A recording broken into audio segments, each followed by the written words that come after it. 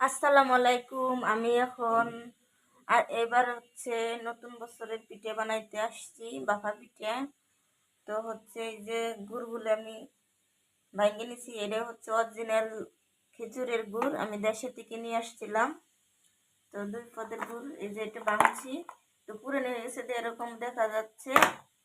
আর এই যে এখানে আছে, ফরিদপুর থেকে নিয়ে আসছিলাম। আর হচ্ছে এই যে চাল, বাফা পিঠে বানাবো, চাইলে নিছি। আর হচ্ছে চুলে এই যে দিয়ে দিছি এই ঢাকনা। তো আমি আবার দিব, একটা একটা মাত্র দিছি। প্রথম বছরের বাফা পিঠে চালের গুঁড়ি বাঙাই নিয়ে আসছি মেলে থেকে।